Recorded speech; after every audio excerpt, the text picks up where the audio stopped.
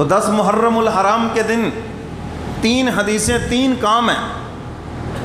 پہلے نمبر پر ارشاد فرمایا اس دن کا روزہ رکھنا۔ کیا کام ہے؟ اللہ کے نبی نے روزے کا حکم دیا، ہم گلی کوچوں میں لوگوں کو شربت پلا رہے ہیں، ٹھیک ہے نا جی؟ میں تو آپ کو حدیث سنا رہا ہوں کہ اللہ کے نبی کا یہ حکم ہے، ہم نے نبی کا حکم نہیں مانا، ہم نے دیکھا لوگ کیا کر رہے ہیں، یہ لوگوں کا کلمہ پڑھا ہے تم نے، اپنے پیغمبر کا حکم مانو۔ کیا حکم ہے؟ 10 محرم کو روزہ رکھنا۔ اگر کوئی مریض ہے نہیں رکھ سکتا کوئی بات نہیں، فرض واجب نہیں ہے، کوئی نہیں رکھ سکتا کوئی بات نہیں، لیکن حدیث مبارکہ میں اس کی فضیلت بیان فرمائی گئی، جو روزہ رکھے گا 1 سال کے گناہوں کا کفارہ ہو جائے گا۔ اور دوسرے نمبر پر ارشاد فرمایا اس دن 10 محرم کے دن کثرت سے استغفار کرنا۔ کیا کرنا جی؟ استغفار کرنا۔ حدیث مبارکہ میں ہے اللہ تعالیٰ نے بنی اسرائیل کی توبہ کو قبول فرمایا 10 محرم کے دن، تو فرمایا جو قوم بھی 10 محرم کو استغفار کرے گی اللہ ان کے استغفار کو قبول فرمائیں گے۔ کیا کام ہے جی دوسرا؟ بولو یاد کر لو۔ 10 محرم کے دن کیا کرنا؟ استغفار کرنا۔ استغفار کرو کثرت سے، اللہ تعالیٰ کو مناؤ، مخلوق کو تو مناتے پھرتے، مولا کو مناؤ۔ یہ جو زمین و آسمان کے تیور بدلے ہوئے ہیں، یہ جو بے موسمی بارشیں، ژالہ باری، زمین کے جھٹکے، یہ پیغام دے رہے ہیں ہمارا مولا ہم سے ناراض ہے، مناؤ اس کو۔ تو یہ 10 محرم کا دوسرا کام ہے، کثرت سے کیا کرنا؟ اپنے گناہوں کی معافی مانگنا۔ اور 10 محرم کا تیسرا کام جو حدیث مبارکہ میں فرمایا اپنے اہل و عیال پر فراخی، رزق میں وسعت کرو۔ روزہ رکھا ہے تو شام کو اچھی افطاری کر لو، چھوٹے بچوں کے لیے اچھا کھانا بنا لو، اپنے لیے حکم ہے بس۔ شریعت جس چیز کا جتنا حکم دے اس پہ اتنا ہی عمل کرو۔ اچھا نہیں کرنا تو کچھ نہیں کرنا، کرنے پہ آئیں گے تو پھر اور بھی آگے بڑھ جائیں گے، جی محلے کو بھی کھلا دیں، جی فلانے کو بھی کھلا دیں، جی میں نے کہا ہمارا مولویوں کا نام بھی لے لو، کیوں جی؟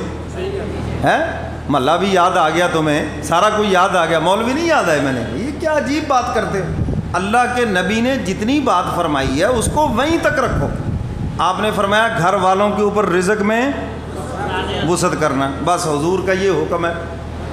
گھر میں جو آپ روٹین میں پکاتے ہیں آپ اس میں زیادہ کر لیں، میٹھا شامل کر لیں۔ اب یہ بھی مجھ سے پوچھنا ہے جی کیا پکائیں جی مولوی صاحب؟ کیوں جی؟ اور میرے لیے تو نہیں پکانا جو میں آپ کو بتاؤں بھی کیا پکائیں، آپ نے اپنے لیے پکانا ہے جو آپ کو پسند ہے، ذرا زیادہ پکا لیں بچوں کے لیے، وہ میٹھا جو وہ پسند کرتے وہ بنا لیں، حضور کے اس فرمان کے اوپر عمل ہو جائے گا۔ تو 10 محرم کے دن کے کتنے کام ہیں؟ 3 یاد ہو گئے؟ تو میرے محترم سامعین، 10 محرم کی فضیلت قبل الاسلام ہے، شروع سے چلی آ رہی ہے۔ رمضان کے روزوں سے پہلے بھی 10 محرم کا روزہ ہے۔ حضرت حسین رضی اللہ تعالی عنہ، اللہ اکبر، سیدہ فاطمہ الزہرا رضی اللہ تعالی عنہا جب ان کی شادی ہوئی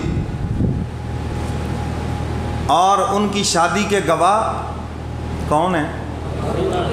سیدنا ابو بکر صدیق اور سیدنا فاروق اعظم۔ آپ اگر یہ چیزیں یاد کر لیں تو بہت سے سوالوں کے جواب ہیں، بہت سے سوالوں کے جواب ہے اس کے اندر۔ اور ان کی شادی ہوئی محرم کے مہینے میں، سارے سوالوں کے جواب ہو گئے کہ نہیں ہو گئے؟ حضرت فاطمہ الزہرا رضی اللہ تعالیٰ عنہ کی شادی محرم کے مہینے میں ہوئی ہے۔ اور اگلی بات بھی آپ کو بتاؤں، 9 سال کی عمر میں رخصتی ہوئی ہے علی کے ساتھ، یہ بھی ذہن میں رکھنا۔ حضرت فاطمہ الزہرا رضی اللہ تعالیٰ عنہا، حضور کی چچی ام فضل ایک دن صبح کو گھبرائی ہوئی حضور کے پاس آئی، اللہ کے محبوب آج میں نے رات خواب دیکھا ہے اور بڑا عجیب خواب دیکھا ہے۔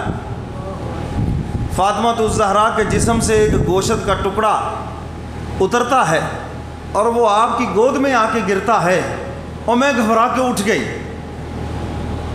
خواب بشارت ہے، اللہ کے نبی نے فرمایا وحی کا سلسلہ منقطع ختم ہو گیا، لیکن فرمایا بشارات چلیں گے، اللہ کی طرف سے اشارہ یہ امت میں چلے گا،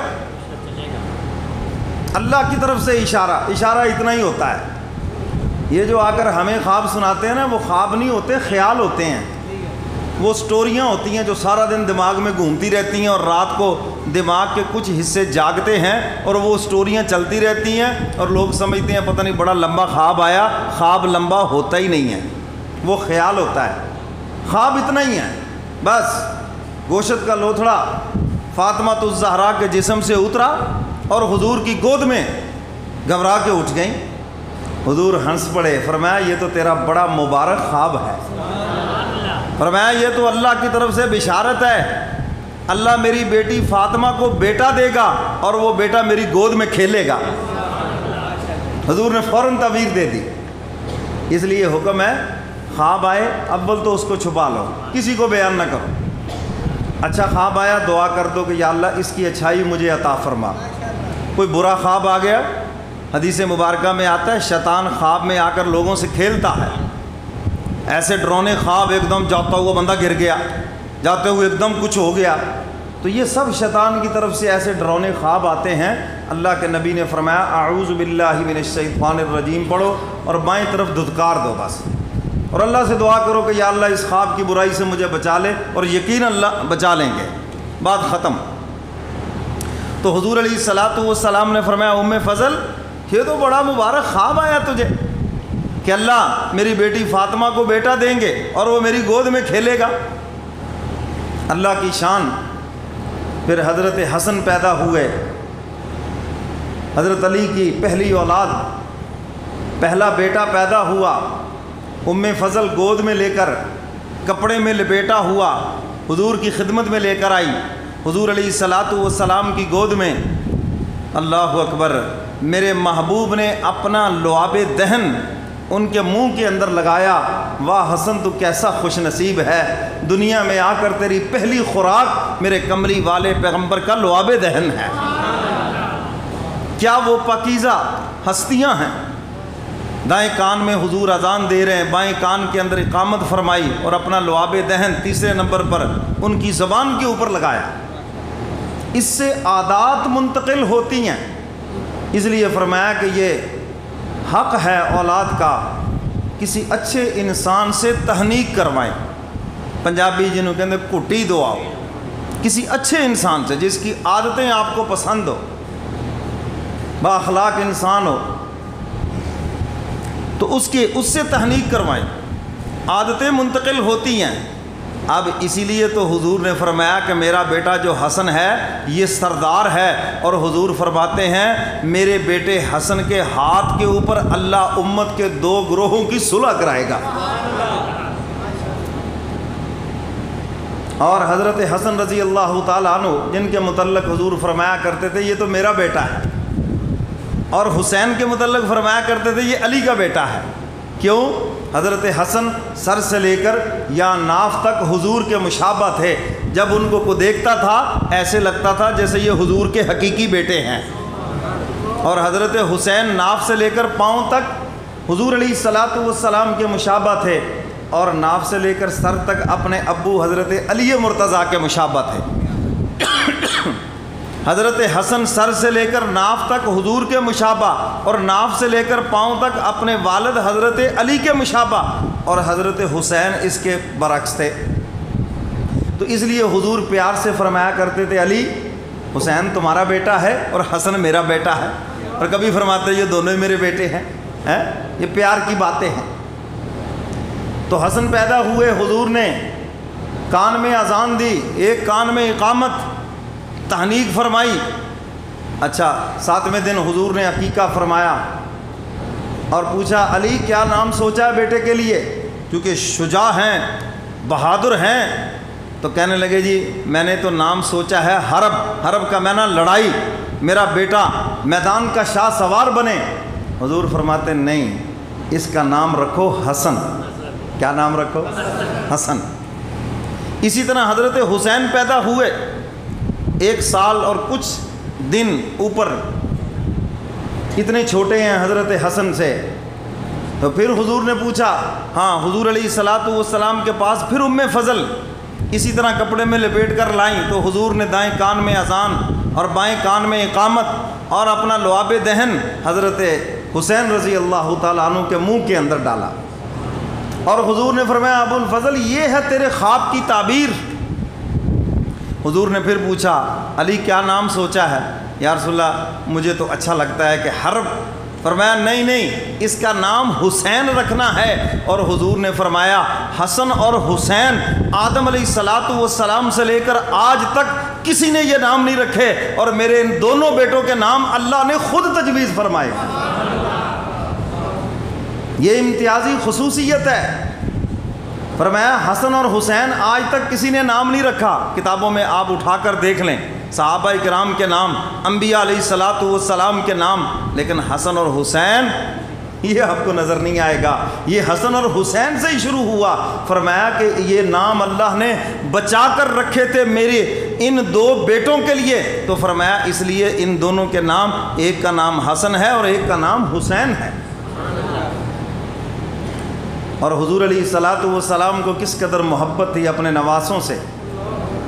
ایک دن حضور نے دونوں کو بٹھایا، اپنی باہوں میں لے کے آسمان کی طرف نگاہ کر کے عرض کرتے ہیں الہ العالمین میں ان دونوں سے محبت کرتا ہوں، مولا آپ بھی ان سے محبت فرمائیں. اور آگے عرض کیا الہ العالمین جو ان دونوں سے محبت کرے آپ ان سے بھی محبت فرمائیں.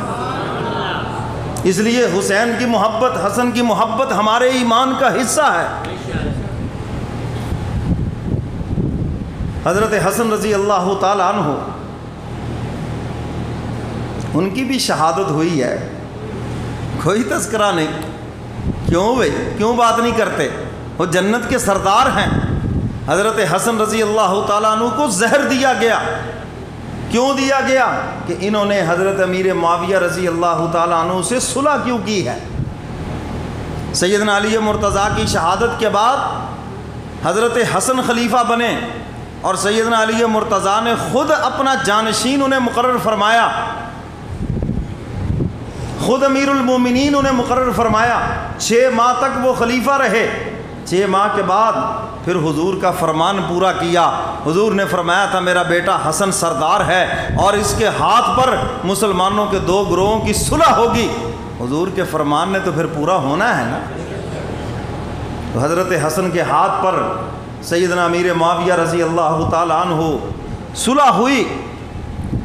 چونکہ میں اس کے متعلق پہلے بھی عرض کر چکا ہوں کہ دنیا میں پہلا وہ کیا کہتے ہیں خالی چیک حضرت امیر معاویہ نے دیا. لو بھتیجے دستخط کر کے میں نے آپ کو دے دیے ہیں، جو چاہو صلح کی شرائط لکھ لو اور میں بغیر پڑھے اس کو قبول کروں گا، جو چاہو سو لکھ لو.